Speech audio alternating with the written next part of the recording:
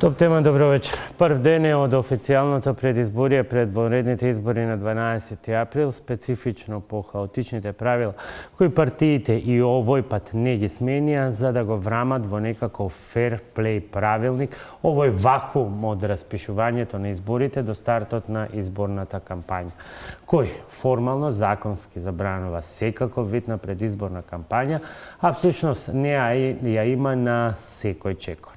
Тоа е првото прашање, па се до вечно присутната дилема, ќе се стави крај на неконтролираното трошење пари во кампања, за да ги немаме повеќе дилеми дали пари може да се трошат само од наменска сметка или од други партички чекмеџења и конечно да дојдеме до она што е абецеда во изборниот процес и јасно да се знае која е бојата на партиските пари.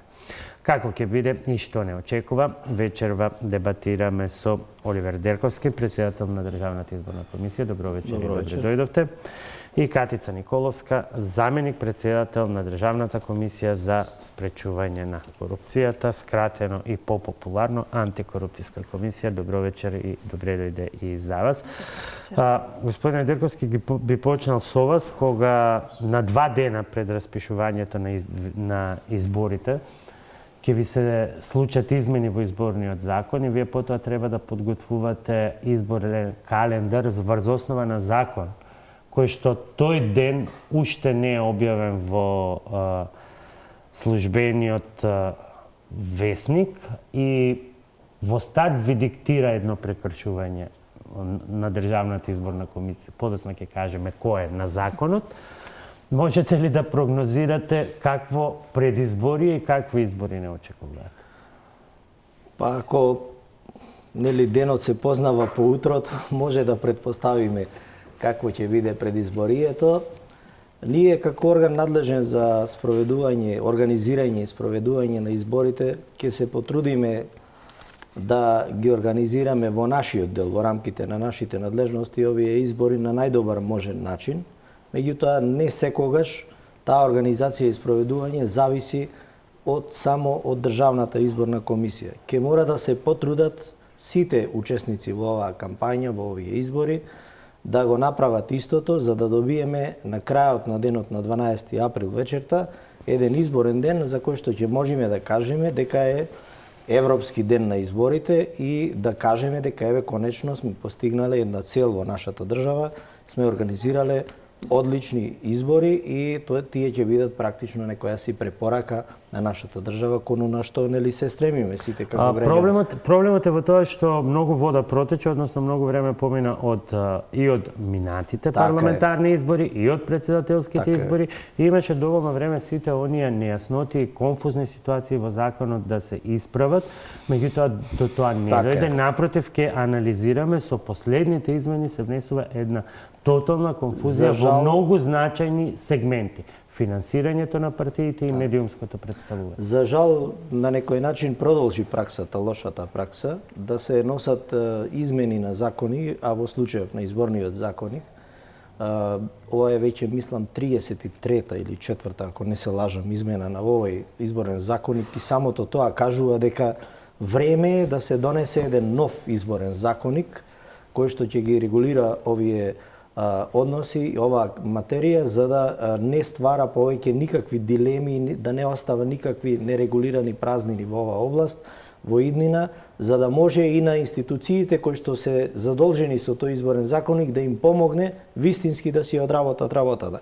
Вака во право сте, значи се внесува уште повеќе дилеми, се внесуваат одредени празнини, останале недодефинирани во овој законник и дури во одредени подрачја се внесуваат нови забуни во имплементација и примената на новите одредби и сметам дека политичарите, односно оние кои што ги креираат законските решенија во иднина не смеат да ја повторуваат оваа лоша пракса и има доволно време од избори на избори до избори да седнат навреме да си го сработат својот дел од работата за да ни остават на сите нам доволно време да си ја сработиме и ние работата како што треба. Ќе мора веројатно сите да одговорат, бидејќи тука ги имаме пратеници подпишани од тројцата координаторите практично на најголемите партии, така што не бадијала нам ОПСЕ и ОДИХР постојано ни укажуваат на европскиот стандард дека година дена од прилика пред наредниот изборен циклус не треба да се прават одредени измени во изборната регулатива. Значи тоа е пракса европска која што треба да и ние да почнеме да ја почитуваме и применуваме, и тука нема амнестија за било која политичка партија или страна учесничка во овој процес. Треба да се навикнеме изборните правила навреме да ги донесуваме за да може процесите да се одвијат како што треба. Госпоѓа Николовска, споменав пред малку, ќе се навратиме со господин Дерговски подоцна на она одредба која што ги стави во многу неповолна ситуација да практично во старт го прекршат законот ни криви ни должни. Успеавте ли вие во меѓувреме да изброите, да направите некаков пречистен текст од она што се нови обврски на антикорупцијската комисија, бидејќи ги има во многу сегменти. Јас си правев сам пречистен текст на медиумските одредби и дојдов до едно шокантен заклучок дека ситуацијата дополнително станува конфузна и тоа ќе го дебатираме, но како е во вашата сфера? Денеска цел ден бев посветена на самостојно креирање на пречистен текст што се однесува до законот. Се согласувам дека е многу голем дел од законот е изменет и мора да се следи од сам почеток до крај за да се види и да се поврзат работите кои што се сменети. Меѓутоа, за жал, пак постојат неусогласени одредби кои што се рефлектираат дури и во прекршочните одредби. Меѓутоа, што се однесува до надлежностите на Државната комисија,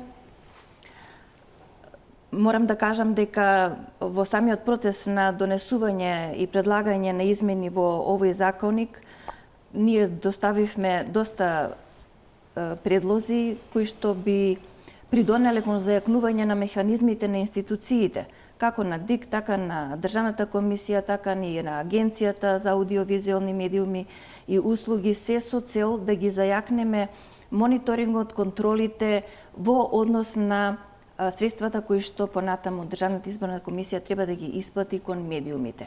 Признават и генерално вие имате и еден многу поширок опсек на контрола на вкупното трошење на парите.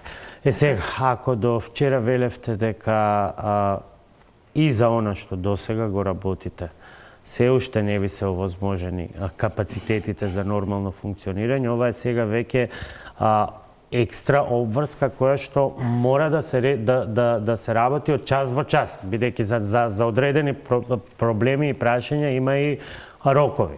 12, 48, 72 и така натаму, во кои што за одредени представки мора да се одговара, мора да се реши, а во раце заедно со Државниот завод за ревизија, па до некади Државната изборна комисија, го имате најсуптилниот дел.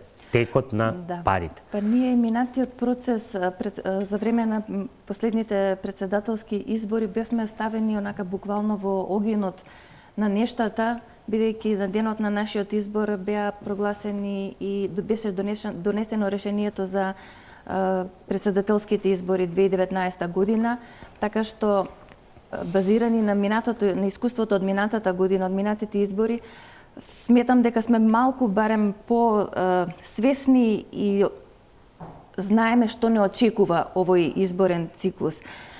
Иако, да бидам искрена, немаме многу со што да се пофалиме во оваа измината година, немаме ниту зголемени материјални средства, немаме зголемени човечки ресурси.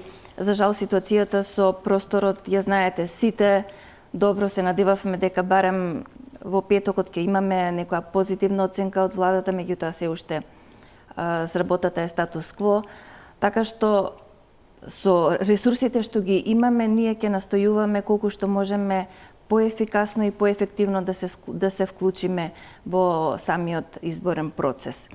ние минатиот процес, минатите председателски избори, она што можевме во тој момент да го направивме преку регистарот на службени моторни возила со кои што располагаат јавните институции.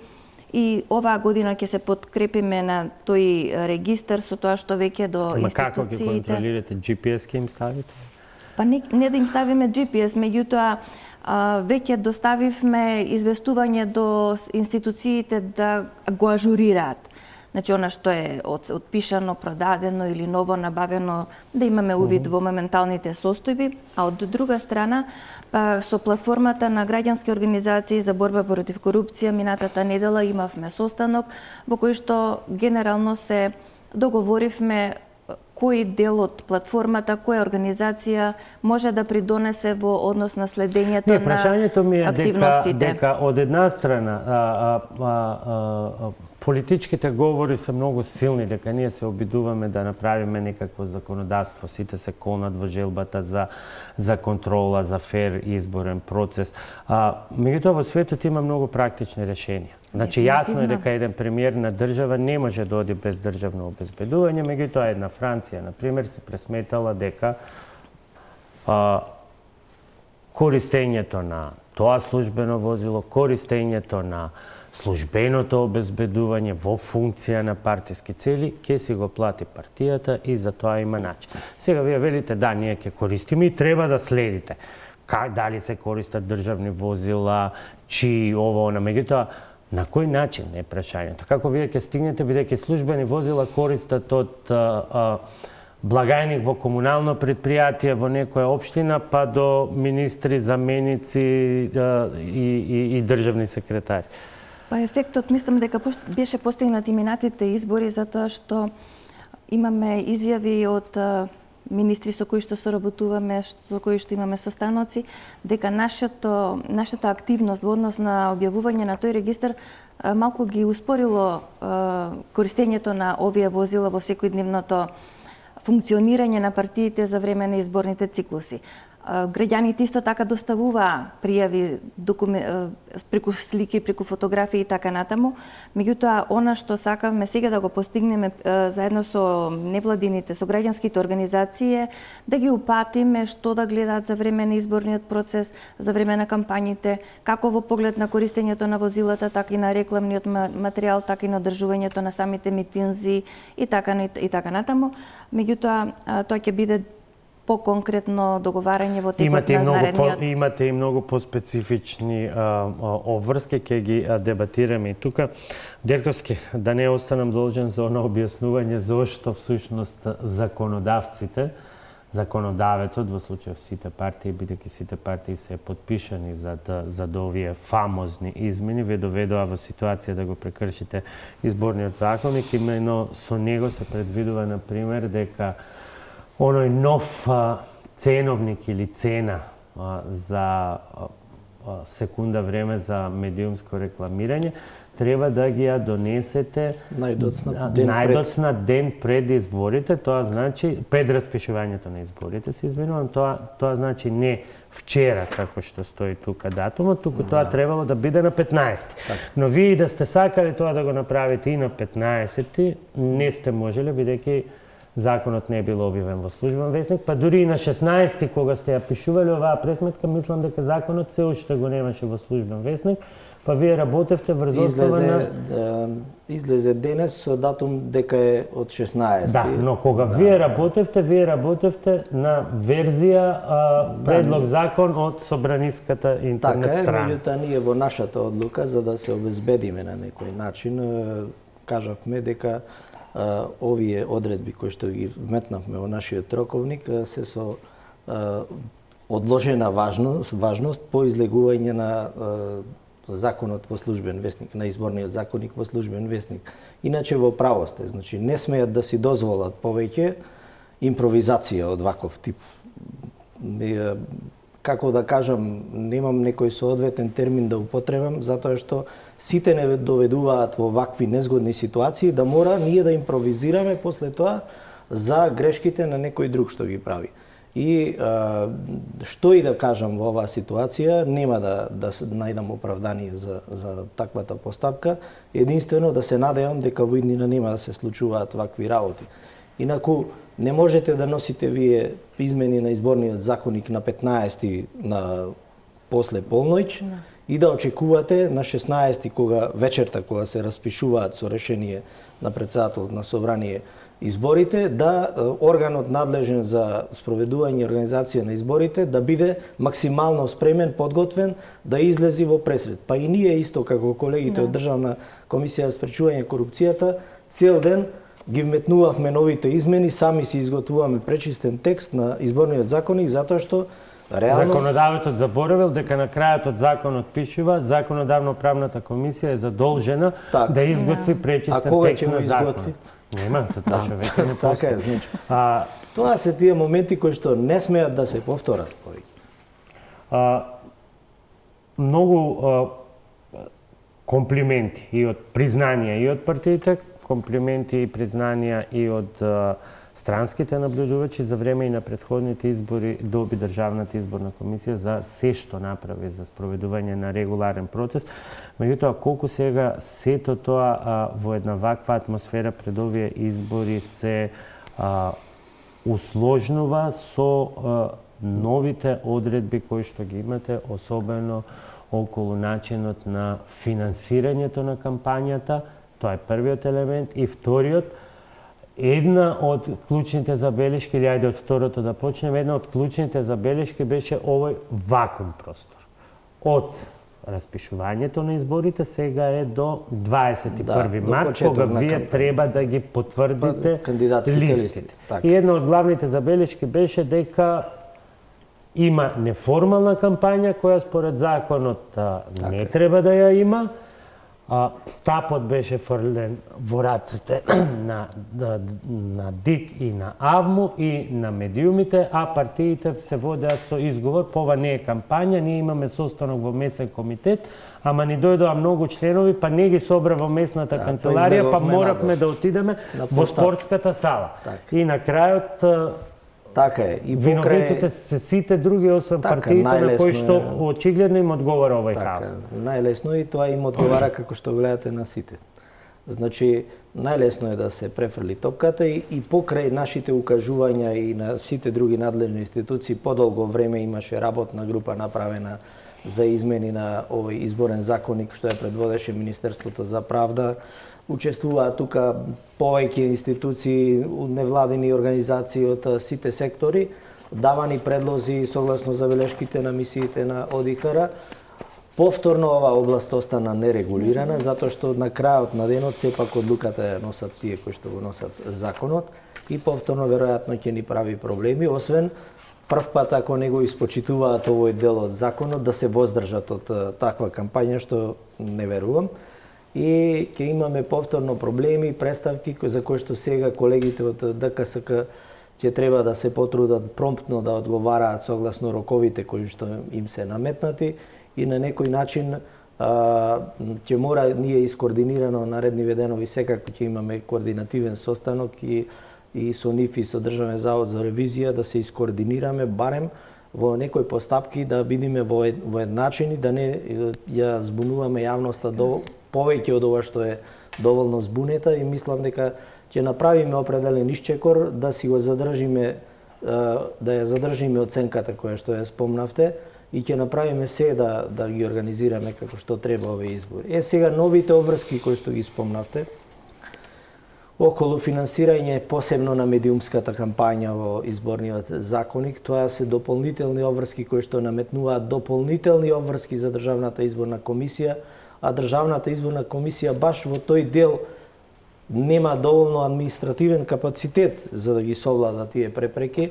Ние минатиот пат, благодарение на законската одредба за ангажирање на помошни тела во Државната изборна комисија, ангажиравме повеќе луѓе од различни институции за кои што мислевме дека можат да ни помогнат и благодарение на тоа го сработивме тој дел добро и после контролата на Државен завод за ревизија и процедурата, интерната процедура која што ја воспоставивме и напишавме внатре за движење на документацијата, за контрола на документацијата, за потврда на целокупната документација пред да оди налогот за плаќање, констатиравме со ДЗР дека сме направиле одлична работа и на некој начин сме го исконтролирале процесот. Сега ни следат овие избори за кои што ќе имаме дополнителен напор. Тука ни се наметна и една обврска дополнителна за утврдување на цена, на некој начин изиграваме регулатор на пазарот, Нешто што го нема во... Ајде да почнеме по едно. Едно по едно. Бидејќи велите ќе треба да се искоординирате, да видите сите тела, како ќе се искоординирате, ако наместо да ја реши дилемата дали во Македонија, што е абсурдно, е дозволена кампања во овој вакуум простор, бидејќи секаде ја има и сите знаеме дека и во Македонија ја има.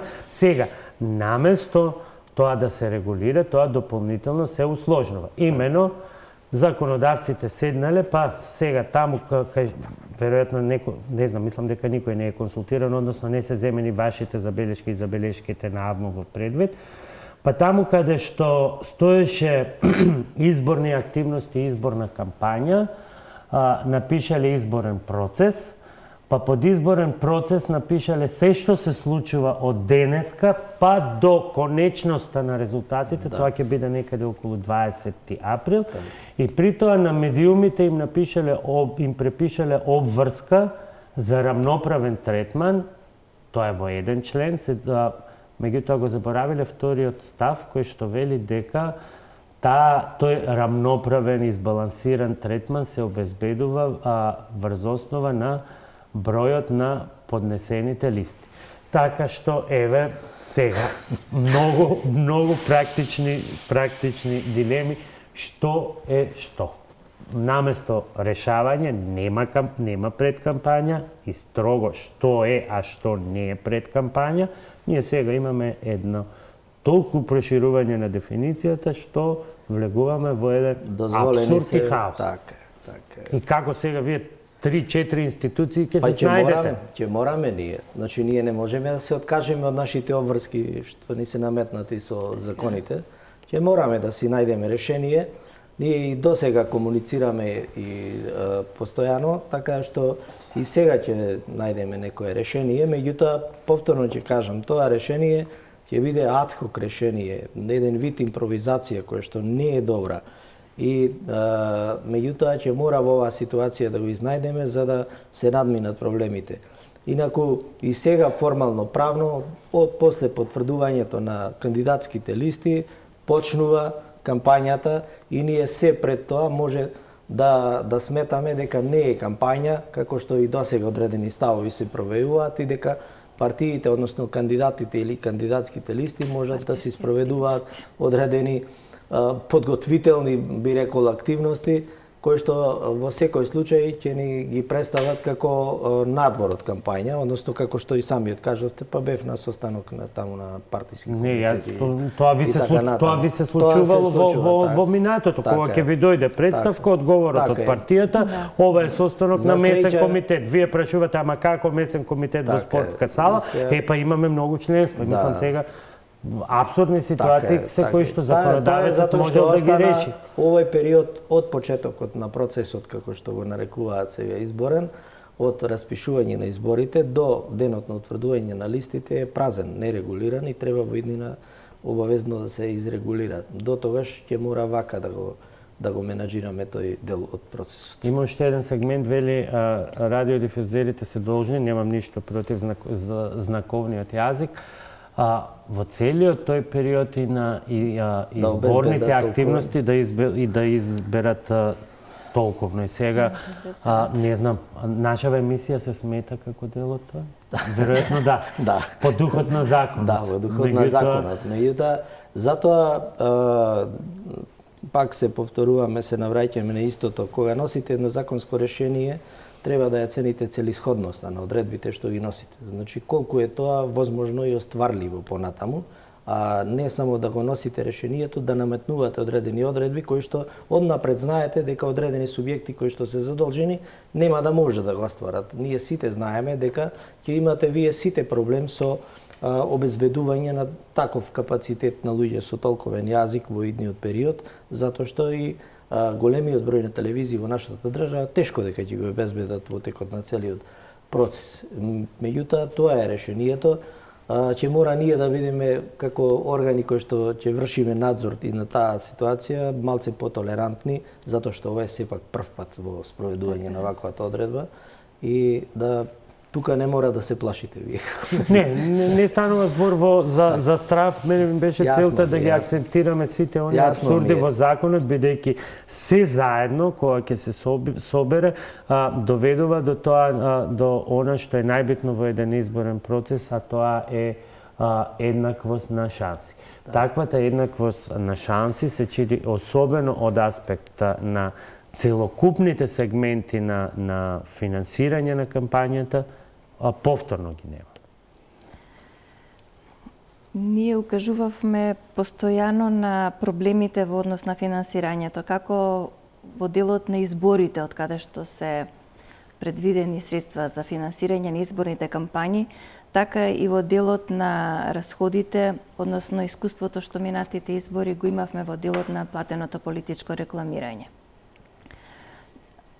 Во делот на изворите успеавме малку да ги дефинираме, да постигнеме дефинирање на самите средства, макар што кога го читав утринава решението што е дадено во делот на финансирањето на изборите, вели, изборната кампања може да се финансира од средства од редовната сметка на политичката партија, членарина на политичка партија, донација на политичка партија, физички лица во износ од 3.000 евра во денаска противредност, правни лица во висина од 30.000 евра во денаска противредност, кредити на политичка партија наменети за изборна кампања и она што понатаму беа како услуги. Сега јас тука препознавам неколку елементи. Се што беше мана или што досега им сметаше на некои партии, едни земаа кредити, други ве велеа не може, ставени се кредитите како извор, да не ги именувам партиите. Друга партија велеше не може вие од редовната сметка да си ги плаќате долговите кои што не сте си ги подмириле со затварањето на изборната сметка. Сега е дозволено и тоа прелевање, но на крајот клучното прашање останува неодговорено. Дали ви е јасно на вас, и како ќе постапувате? Дали по затварањето на изборната сметка политичка партија, без оглед која и да е, смее да има долг. Словото на законот, а тоа го знае студент од прва година на економски што поминал сметководство, а не поранешен ревизор, е дека не сме. Меѓутоа, на сите избори сме имале таква ситуација, никој не одговарал. Впрочем, вие поднесевте кривична пријава за ВМРО ДПМН, не го знаеме исход. Решението останува и понатаму, како досега што беше. Средствата од редовната сметка на партијата и понатаму ќе се прелеваат на наменската сметка за изборните кампањи.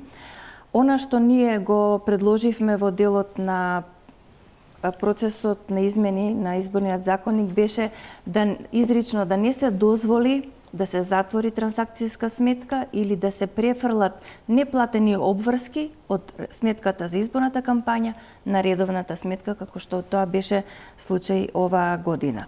Меѓутоа, за жал, тоа тој наш предлог не успеа, така што состојбата и понатаму е непроменета.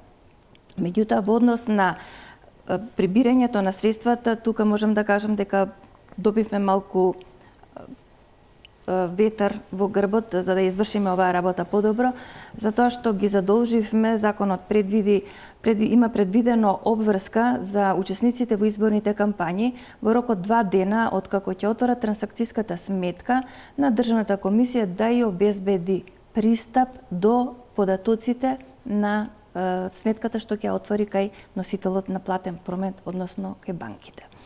Тоа Што ќе ви помогне тоа? Па тоа ќе ни помогне на дневна основа или на одреден период, да речеме 3, 4, 5 дена, ние да видиме, да добиеме од банката извештај или во електронска верзија промени на сметката на учесникот во изборната кампања, да видиме кои донатори уплатиле средства, за кои фактури се исплатени трошоци и така натаму. Да, ама со тоа не се решава пак проблемот дека се што е поврзано со изборите се финансира од наменската сметка. Ако на крајот вие должите, јас како организатор на изборна кампања должам, тоа значи дека јас сум го фризирал извештај. Дали сум во право со таа констатација? Во право како сте. бивши ревизор. Во право сте. Констатацијата е таа. Ние сме каде е одговорност? Тоа го имаме уназад сите изборни циклуси, никој не одговара. Кај нас важи правилото, ако не е забрането, значи е дозволено. Така што било кој правник да прашате, ќе ви каже тоа. Законот, макар што има одредба во законот кој што вели дека трошоците во изборната кампања исклучиво се подмируваат од средствата на сметката за изборната кампања. И толку е. И нема дискусија повеќе. Меѓутоа, да, за жал, ниту во прекршочните одредби, ниту во казнените одредби не се предвидени санкции за непочитување на таа одредба. А има санкции за предвремено почнување на кампања, ама ние не знаеме што е предвремено почнување на кампања. Дефинитивно, очигледно тоа е поголем проблем отколку финансирањето. Јас мислам, ако може да се надополнам, значи овозможувањето да ги следат паричните текови секојдневно практично на ДКСК ќе им помогне, ако ништо друго, превентивно да влијаат на учесниците во кампањата, да ги спречуваат во евентуални мисли за прекршување на одредени законски одредби. Инаку сега овозможувањето за полесно прелевање на средствата од редовна сметка на наменската сметка не би требало да остави простор да на крајот останат неизмирени обврски по основ на фактури или договори кои што ќе исклучат за време на кампањата, затоа што буџетот ги финансира редовните работења на партиите и во случајов на сите во државата, и сметам дека имаат доволно средства да си ги планираат и на време да си испланираат што им треба и како им треба кампањата, за да можат на крајот 60-тиот ден сега, како што е во законот на затворањето на трансакцијската сметка, да бидат на нула едноставно, односно да не остават долгови. Дилемата беше околу таа можноста да се префрлаат средства од редовната сметка на наменската и така натаму. Еве сега се расчисти на некој начин. Но и до сега не беше проблем. И да, сега меѓутоа имаше одредена дилема. И се надевам дека сега ќе си ги испланираат добро трошоците. Не, ова е особено значење од аспект на тоа до каде оди лицемерието на партиите, бидејќи ги спомнавте, нели, казните. И сега тука, ако го видиме, ние сетот на казни има од председател на ДИК до член на ДИК, до главен уредник на телевизија, до член на антикорупција, за сите, освен Занив за политичари. Дефинитивно, по овој член што ви го кажувам за трансакцијските сметки, за да ни обезбедат пристап, имавме предложено и прекршачна, меѓутоа и таа за жал не влезе во новиот текст на законот. Меѓутоа, она што сакам да го напоменам повторно во делот на платени, неплатени обврски, целосно подмирени, неподмирени. Не е проблемот во тоа дали ќе бидат неподмирени. Они во секој случај ќе бидат платени од редовната сметка. Меѓутоа, ќе се изгуби сумата која што одредена политичка партија или учесник во изборна кампања како неплатени обврски не ги искажува како донација. Тие средства, тие неплатени фактури, кога ќе преидат на редовната сметка, тие се редовни обврски и ќе се платат. Меѓутоа, во ниту еден финансиски извештај за прибирање на средства во текот на изборната кампања, тие вредности, тие фактури нема да фигурираат како донација. Но ако не фигурираат, тогаш ја доведуваат во прашање реалноста на цифрата за вкупно потрошените средства, која со закон е лимитиран. Бидејќи ако не се прикажани како донација, а ги има, Не, тие се движат во рамките на Тие се во лимитот. рамки. Затоа не Се грежете. доволно вешти? Да, доволно се вешти. И на крајот на се губи криштата- смислата овдека на отворањето посебна наменска сметка. Да. Не Па, разбирате цела за процедура изборите, тогаш. Да. Тука е проблем. На крајот на криштата да бидеме живи и здрави после 3 години, да видиме дали овие неплатени фактури ќе бидат отпишани. Да. Тоа е суштината на неплатените обврски. Има игри и во работата има работи и прашања. Така е. Веројатно, кога е правото, еднаквоста на шансите, тука не е ова дека сме ние медиуми, меѓутоа многу време се крена околу оној партиски договор од претходните избори да медиумската кампања се финансира од државниот буџет. Не навлегуваме каде и како се принципите. Сега се оди уште еден чекор натаму. Предпоставувам дека следните денови Дерковски и членовите на Државната изборна комисија ќе бидат одговорни, а не законодавецот. Меѓутоа, законодавецот сега се дрзнува да регулира слободен пазар. Па така вие доаѓате сега според словото на законот до една сума дека телевизиска секунда рекламно време не може да изнесува повеќе од 112,72 денари. Сега, дали е тоа вкупната сума, бидејќи телевизиското време е различно. Различно е да имате реклама наутро. Различно е да имате пред оваа емисија, различно е да имате после оваа, бидејќи внатре во оваа емисија не смееме, бидејќи е од тој формат. За председателските избори во 5 минути до 12 исто вака на ден-два пред изборите го изменија изборниот законник и ова обврска ја префрли од Министерство за финансии на ДИК. Страшна работа. Сега еве пред овие избори исто во 5 до 12 имаме на ДЗР ама имаме дополнителни еве веќе регулаторни ингеренции би ги нарекол јас на некој начин што не знам колку е добро. Веројатно се воделе од помислата креаторите на ова законско решение дека треба да се води сметка за трошењето на буџетските пари и да не се остави некој простор за испумпување на повеќе средства од буџетот. Меѓутоа, водејќи се од таа идеја, веројатно изготвиле лошо законско решение. И сега ни е наметната нам обврска да, како што кажавте предходно, не почитувајќи го законскиот рок на ден пред распишување на изборите, да објавиме просечна цена, односно цена која да пресметаме просечна цена која ќе биде согласно член 75Г ставот 9 највисока цена по секунда за рекламирање на наредните избори, за радиодифузерите, телевизиите, за радијата, за печатените медиуми и за електронските портали, па таму има други ограничувања. И ние согласно историските податоци кои што ги собравме изминатиот ден-два, од минатите 5 изборни циклуси, тоа се председателски избори, локалните 2017-2016 парламентарните и двата циклуси во 2014 тоа се председателски и парламентарни, тогаш имаше во вториот круг и парламентарни избори. Ја добивме од 6 телевизии на национално ниво кои што ги има во сите овие циклуси, некои се појавуваат, влегуваат, излегуваат, менуваат концесии, да. Од сите 6 ја добивме цената €1,83 или како што кажавте 112 И тоа е единствената цена што може да ја понуди телевизијата. Таа е највисоката цена над која што вие не можете да понудите повисока цена за секунда простор ваш.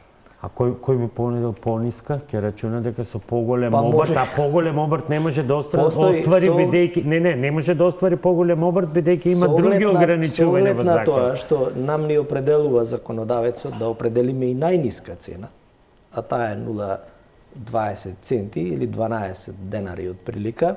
12,30. Да, денари. Ние ја определивме согласно податоците кои што ги исцрпивме од претходните изборни циклуси и вие како медиуми сега ќе треба да се движите измеѓу овие цени. Со оглед на тоа што има различни типови на медиуми, па тоа е дополнителен проблем. Така, немаат сите концесија, односно лиценца за национален медиум, има регионални телевизии, има локални телевизии, што дополнително ги усложнува работите. Не ги нема. И тие ќе мора да се движат измеѓу овој простор и ние моравме да ја објавиме таа цена, ја објавивме таа цена како што можевте да приметите и останува на вас медиумите да ги искористите деновите кои што се дадени согласно законот. Тоа е барањето до среда за упис во нашиот регистар и до петок за доставување на цените по кои што не можете да ги менувате до крајот на кампањата, исто така согласно одредбите на изборниот законник. И да напоменам дека оние медиуми кои што нема да се запишат во регистарот и нема да достават цена, роковите се преклузивни, нема да можат да учествуваат во делбата. И ајде сега, тоа е првиот апсурд. Законодавецот ве натерал да регулирате слободен пазар, што е нешто невидено. Меѓутоа, ете, не знам, можеби би требало да ги повикаме да ја објасна таа пракса. Чуму, ако е така, едно 7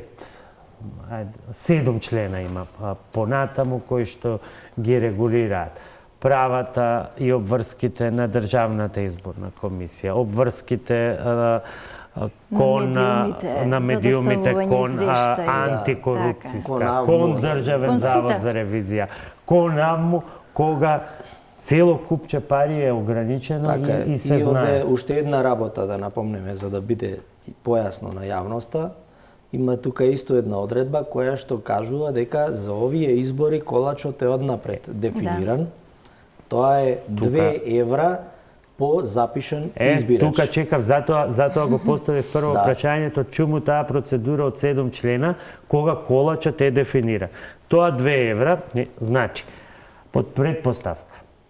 И сега доаѓаме до најкруцијалниот елемент после абсурдното регулирање на отворен пазар, а тоа е еднаквоста или нееднаквоста на шансите. Значи, ако на предходните избори, тоа се председателските, вкупниот број на избирачи бил 1.808.131, сумата максимум која што може да се издвои е некаде околу 3 милиони, не некаде, туку точно 3.616.262 евра. Сега. Без ДДВ. Без ДДВ, да, значи е помала. Од тука, законот вели 45% од овие средства може да искористат двете најголеми партии во власта, 45% двете најголеми во опозицијата. Тука ќе биде кавка кои се двете најголеми, ќе видиме како тоа ќе го решите. Предизвик ќе биде за вас, бидејќи се раздвоја, па имаме несогласување кој ќе биде. И пресметката кажува дека тоа се некаде околу 3,2 милиони, 3.254.635,8. И сега најинтересниот податок.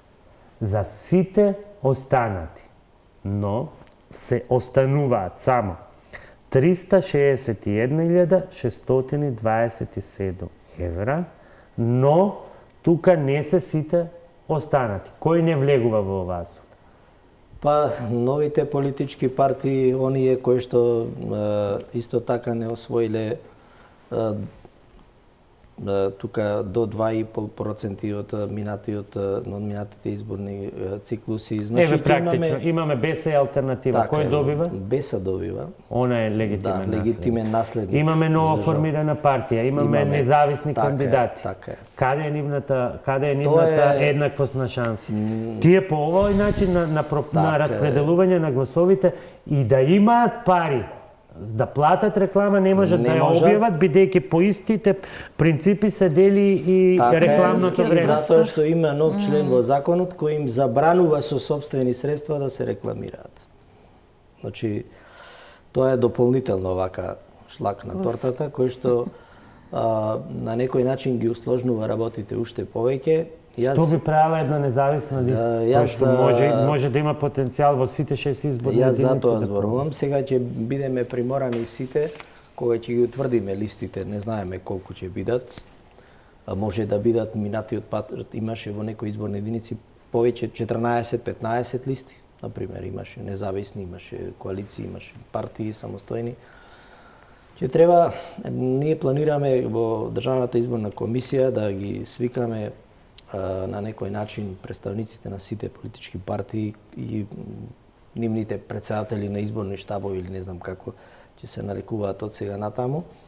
И околу оваа тема која што ја начнавте вие, затоа што стварно од овие законски одредби ќе се појави проблемот за распределба на колачот тука и да изнајдеме едно, би рекол, джентлеменско решение во кое што ќе има простор и овие кои што ги напоменавте, по малите партии или новите партии или новите листи да имаат на некој начин дел од овој колач. Иначе ја нема равноправноста за медиумско. Ваков принцип, ова е многу сличен принцип, да нема дилеми. Многу сличен принцип на распределба како постои, мислам, во Германија, меѓутоа никаде не се исклучуваат, бидејќи со елементот кој што вие сте го воочиле, јас не успеав дека не може да се финансираат од своји средства, значи вие оневозможувате појава на било каков законодавството невозможува. Од друга страна има рокови за собирање потписи. Чуму тоа и докаде одат овие апсурди. Така е, на овој начин ги демотивирате сите кои што ќе сакаат да се... Ова е решение наметнато веда во последен момент, од кога ние како учесници во работната група ги предвидовме сите оние механизми преку доставување на разни извештаи до повеќе институции, се со цел да се воспостави некој мониторинг на самиот процес, на самото рекламирање, на самото трошење на парите, на начин преку кој што ДИК ќе може да обезбеди доволно релевантни информации и податоци за рекламирањето во медиумите од сите партии, за да може да ги исплати средствата. Меѓутоа, тогаш не стануваше збор за ограничување на средствата. Затоа што од сам почеток никој не прифати ограничување на средствата. Не, сосема е различна ситуацијата од председателските избори, кога немаше ограничување на средствата и од тука се нормални овие 7-8 члена за процедури, па и ваша надлежност. Дека под притисок на јавноста што имаше сега последно време и можда и нашите сугестии во однос на пракса кај во други држави, да се наметне некој плафон, ова решение е предвидено и вметнато, меѓутоа истото не е понатаму, не се прочистени другите предлози што беа прифатени од Министерството, а кои се однесуваат на овие. Има таму уште едно интересно во изворите, дозволените избори на финансирање, вели членарината ја има за да нема забуни кај гледачите, вика донација од партија. Сега како вие тоа го читате? Партијата сама на себе си донира или може би духот е во контекст многу коалициски партии, па еве некоја помала, има нешто ситно сочувано на страна, па ќе помогне на поголемата со некоја паричка. Искрена да бидам, мислам малку звучам веќе и саркастично, меѓутоа до апсурд е доведен закон. Еве го може да приметите дека имам ставено знак прашалник и пред кога се видовме со Оливер, викам како го толкувате вие ова, на што мислите? Донации на политичка партија. Дали самата партија може во свое име да си уплати средства на трансакцијската сметка за изборите, меѓутоа немаме тука нема логика, бидејќи немаме износ неограничено. А пазете, од позадина ги имаме членарините кои што никој не може да ги ограничи и не се ограничени, ги имаме редовните средства од редовните сметки на партиите, а згора на сето тоа ги имаме и средствата од кредити. Веројатно смислата, односно предпоставуваме сега, хипотетички зборуваме. Хипотетички зборуваме, ама на крајот ќе мора да го... И на крајот ќе пишува да ДИК не си ја заврши работата, ДКСК не успеа, Државен завод доцнеше и ќе имаме една на крајот останува ние да го протолкуваме ова како одредба и веројатно се мисли на донација од некоја политичка партија во коалиција, меѓутоа во право е колешката, требало да стават износ максимален, кој што може, како што на другите одредби има оставено 3.000 евра за физичко лице, 30.000 евра за правно лице, и партијата е на некој начин субјект, правен ентитет кој што има одредено ограничување во трошење на средствата. И требало да го стават тоа. Ние ќе мораме да си го истолкуваме, односно да си направиме појаснување на оваа одредба за да не се злоупотребува евентуално и да се држат до нашето појаснување понатаму. А тоа веќе се е прашање на добра волја и велите ќе седнете со партиите и прашање они колку ќе го прифатат, ќе ги прифатат таквите толкувања, бидејќи знаеме кој дава толкување на закони. Законодавно правна комисија која што во моментов ја нема. И што правиме? Ајде, ќе видиме после рекламите какви се можните излези од сите овие апсурдни ситуации.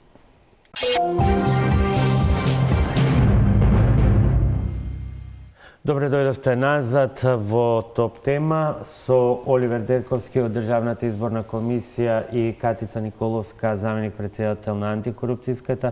Разговараме за најспецифичните прашања кои што предстојат пред овие две од трите клучни институции, вклучително и Државниот завод за ревизија, околу спроведувањето на изборите. Колку, госпоѓа Николовска, отворените сметки ќе бидат можност да се контролира она што не сме, а не сме списокот на средства да се користат е подолг. Државни фондови, странски фондови. И сега тука има една нова категорија, мислам, мешовите компании, кај кои што доминантна собственост е странски капитал. Мислам дека тука нема промени. Тие и понатаму се исклучени како... Да, не, како исклучок, да. Да, и тие понатаму се во исклучените фирми, организации кои што не смеат да донираат во изборната кампања.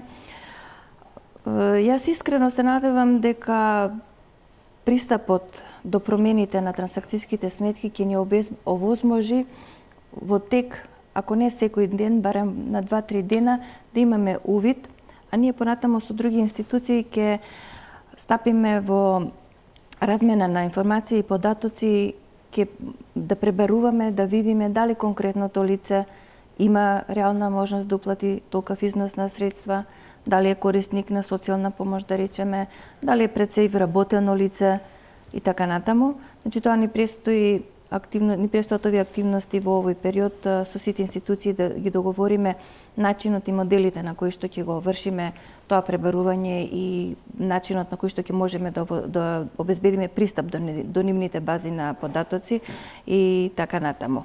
Имаме ли промена во однос на висината на поединечните донации до каде се ти? Не. Значи останува решението од минатите избори, 3.000 евра за физичко правно лице, 30.000 за правен субјект. Значи, под предпоставка дека вие денеска би можеле, например, по случаен избор да одлучите да проверувате било кој донатор кој што донирал 3.000 евра и да испитувате од каде се и дали се тоа негови пари или не. Добро, сега тоа не можеме ние да обезбедиме 100% на проверка на податоците. Сепак тоа ќе оди под некој избор, по примерок да речеме. Тоа се надевам дека сега ќе ни овозможат донаторите кои што несебично ни даваат поддршка целиот овој период. Совет на Европа имаме експерти во тој дел кои што подготвуваат за нас методологија на принцип на странските искуства да ни укажат на кој начин да вршиме селекција, избор на примерок и да можеме да вршиме проверка. Нормално не завршува се во самиот ден на уплатата на средствата. Постојат и после изборниот период и после завршувањето на изборите постои можност за проверка и покренување на иницијативи и така натаму. Меѓутоа, се надевам дека информацијата што ја презентираме сега со овој закон, со овие измени на законот, дека ја имаме ние таа можност, веќе секој ќе биде малку повнимателен во однос на кој и колку уплатува. Ако е тој дел од изборната кампања може би некако регулиран, иако е хаотично така како што им одговара очигледно на сите партии да остане така за уште извесен период, за да си остане тој дел во сивата зона, тогаш многу попроблематични и за двете институции се обврските кои што ги имате во овој период. Треба да реагирате на злоупотреби во предкампања. Да. Вие, господине Дерковски, ќе треба да реагирате на предвремен почеток на кампања, а веќе констатиравме дека одамна е започната кампањата. Законот ем ја забранува, ем не кажува што е тоа.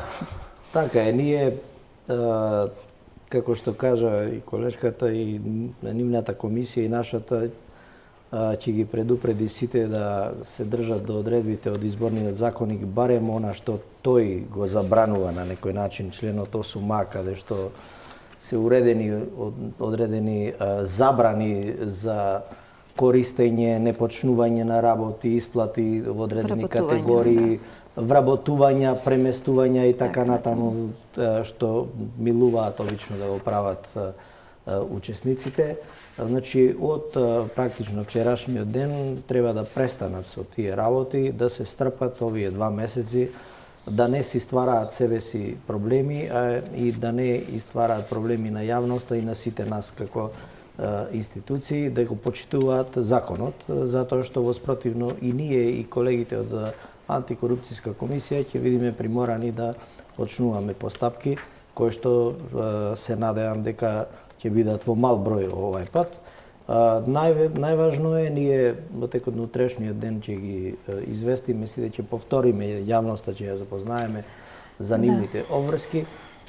Се надевам дека ќе ги почитуваат. Инаку делот овој недефинираниот ќе остане како таков недефиниран, за жал, и преку она што е наша обврска повикување на учесниците во кампањата за подпишување на кодекс за фер избори, како еден момент на кој што можеме да влијаеме, да ги повикаме да се почитуваат себе си како учесници во кампањата, и преку други методи на постојано комуницирање со сите учесници, ние ќе се обидеме што помалку прекршување или воопшто да ги нема за време на овој период. Ама има сепак некои одлуки за кои што ќе мора да пресечете. Да, можете, јас сакам да бидам конкретен. Можете да добиете представка, на пример, а тоа се случуваше и на претходните избори, дека одредени функционери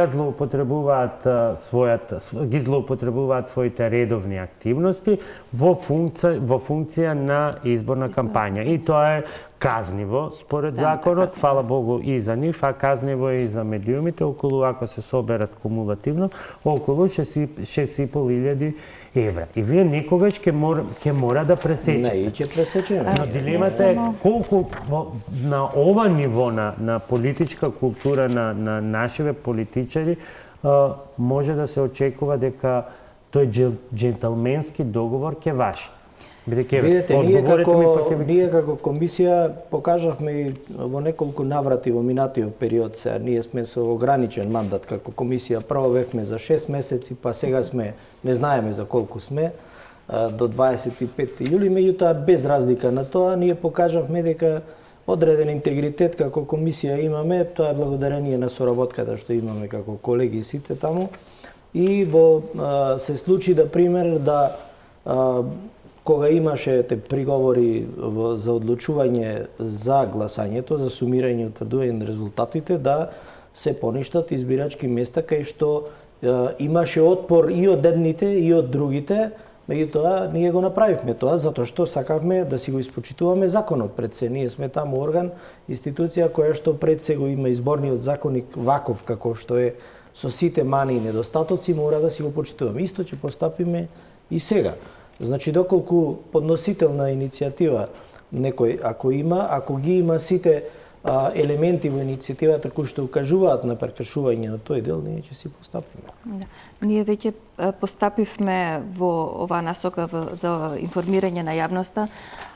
Сообщението што минатата година го дадовме и го беше објавено на нашата веб страна, повторно го активиравме во однос да ги потсетиме институциите што смеат, што не смеат да прават во изборниот период, токму поради забраните во 8а и 8б од изборниот законник. Во оваа насока сакам само да напоменам дека со измените по наше барање, по наша иницијатива, во член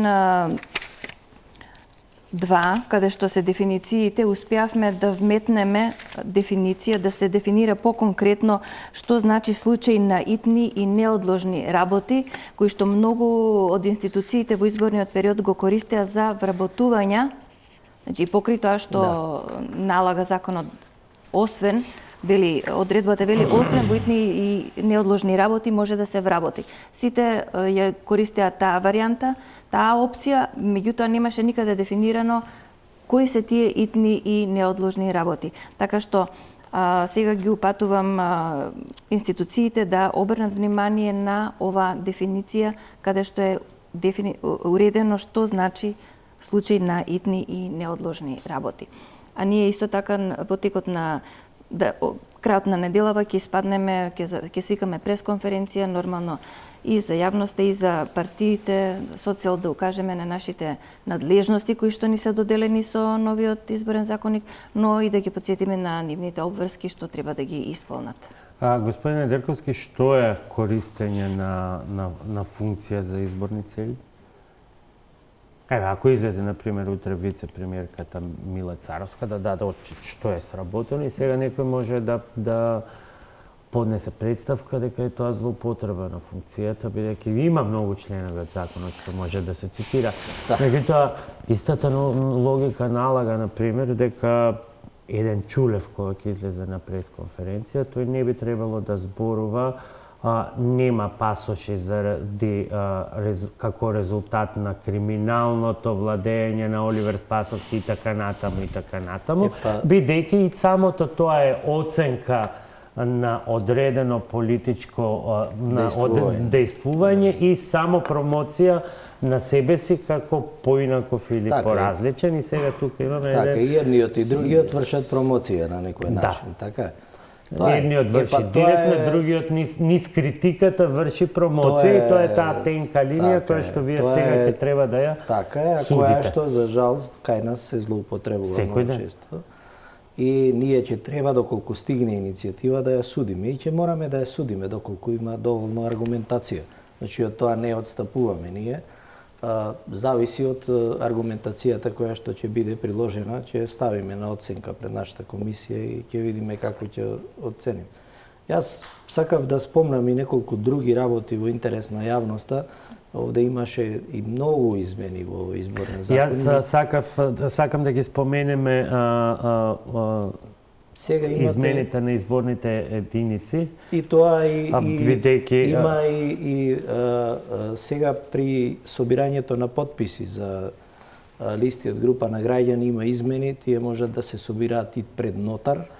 Тоа е олеснување или отежнување според вас? Тоа е по мене е отежнување затоа што е веројатно заради недовербата во службите на ДИК од претходните настани кои што ги имаше, односно се створи одредена перцепција дека некој му било невозможено да собира потписи и така натаму, што нема блага врска со реалноста. И од тие причини веројатно се вметна ова одредба, ќе го искомплицира малку процесот. Кој ќе ги плаќа трошоците? На трошок на кандидатот кој што тоа е на трошок на кандидатот. Затоа што ние си имаме служба доколку сака бесплатно кај во нашите подрачни канцеларии. Значи, ако сака побрзо, ако не ви верува на вас, треба да иде пред нотар, ќе ги собере потписите. Треба да ги даде нотарите кај кои што ќе се собираат и ние да ги објавиме на нашата веб страна за граѓаните да видат запознаени каде ќе се собира. Да ја помине цела таа голгота, на крајот нема право на кампања, нема право на ништо, чему би се кандидира. Така, и имате и уште една измена која што треба да се знае, да се спомене, значи сега на Државната изборна комисија има нова обврска по поднесување на кандидатските листи од сите, Државната изборна комисија ќе побара по службена должност од надлежните органи, судовите во случај, каде што треба да се издадат уверенија за неосудуваност и така натаму од казнена евиденција и уверенија за сите кандидати на листите. Тоа треба да се сработи во рок од 24 часа, да ги добиеме ние и за таа цел ние ќе мора во наредниот период да се искоординираме сега со сите председатели на судови преку судскиот совет, за да може оваа активност да се заврши на време, затоа што после тоа течат рокови за утврдување, проверка и утврдување, односно потврдување на листите и потоа жалбени рокови доколку некој не е задоволен. Многу се усложнува постапката. Јас се надевам дека ќе стигнеме се да организираме како што треба и на крајот ќе се заврши добро, меѓутоа она што беше интенција на целава емисија, факт е дека ни се усложнија работите. Сакајќи поедноставно да биде, се ги усложнивме работите, тоа е. Ви ги усложня или ги усложнивте? Колку и како може сега антикорупцијска да се соочи со наплив на различни иницијативи, законодава многу основи и колку сето тоа ќе влие на секојдневното работење, бидејќи видовме какви компликации настанаа со тоа што бевте должни секоја иницијатива без базична проверка, некогаш се навистина апсурдни и апсурдни, вие моравте да ги ставате на дневен ред. Сега исто така имате обврска за секое пусулче што ќе го добиете вие да покренете постапка, мислам. Не. Иницијатива може да поднесе секој граѓанин, меѓутоа Државната комисија постапува по пријава, представка на овластен учесник, предлагач во изборната кампања. Значи не може секој да поднесе било каква пријава и ние да постапуваме по тоа. Роковите не се променети, надлежностите се истите и ние ќе постапуваме и оваа година како што постапувавме минатите избори. Значи, во овој период немате многу жалби, бидејќи сега јас сум многу ситничар во однос на правните дилеми. Вие до официјалното потврдување на кандидатските листи, јас не знам како ќе утврдите кој е овластен представник. Па ние немаме ни некоја надлежност во тој дел да следиме. Ама ќе добиете жалба. Државната комисија мислам дека нема надлежност да постапува во однос на активностите. Тоа е повеќе Државната изборна комисија. Има и комисијата со нови одредби, има и вашата комисија. Ние сме во делот на финансирањето. Да, ма Боби... Финансирањето во делот на... Алудирам на делот. Имате сомнежи дека некој сега злоупотребува. Тој мора да биде овластен представник. Овластен представник, ако се следи процедурата, како се станува дури во моментот на поднесување на листата. Бидејќи и јас можам денеска формално, еве од денес можам, така? Да си отворам од денеска формално жиросметка, без никакви тенденции, бидејќи еве господинот Дерковски убаво ми разјасни дека и како независна листа немам никакви шанси, ме избришале, не ми даваат простор да дишам. Минимални. Не, реално ако збориме за принцип на еднаквост на шанси, нема. И сега јас можам таа позиција, имало такви случаи, имавме сега во Хрватска, каде некои со обидот од изборите да направат сатира и да ги прикажат сите овие апсурдни страни, да поднесувам представки, да ги тестирам институциите и да си... Меѓутоа... За жал не сме заштитени од такви моменти. Не, мислам, апсурдно е. Значи, вие имате овластен представник, се станува дури таму после 6-ти, кога се поднесуваат листите, па до 21-ви тогаш ќе бидете на чисто. Во меѓувреме, ако утре некој ви поднесе на вас представка дека XY министерство или функционер во тоа министерство направил злоупотреба, тој не е овластен представник, вие не знаете дека... Не е овластен, меѓутоа ние по нашиот закон, по допрен глас или по пријава од граѓанин, должни сме... По друг основ. Сега изборен период треба за овој закон да се држиме. На крај сме, сосема на крај. Предочивте дека дека 4 изборни единици отстапуваат од тој пропишан број на гласови, најкритични тројката и шестката се отиде само на измени во Во шестката, што станува со тројката? Нашата обврска како комисија е квартално, како ги добиваме информациите од Министерство за внатрешни работи за бројот на избирачи, ги известуваме сите надлежни институции за состојбата на бројот на избирачи во сите изборни комисии. Истото го направивме и овој пат. Одстапуваат и тројка и четворка во моментов од просечниот број на гласачи, меѓутоа еве законодавците се одлучија да извршат корекција само во другите две, петка и шестка. Се надевам, тоа им е нивна законска обврска, да си извршат корекции наредниот период и во останатите две. И одговорноста за и последиците ќе се сносат. Ќе си ги сносат на изборите. И јас ви благодарам за гостувањето вечерва и за овој почетен обид да се разграничи што е што. По се што кажавте и двајцата ви посакува лесна работа. Благодарим. Ќе ни треба. Вам почитување ви благодарам за вниманието и довидување. Останете на Телпо.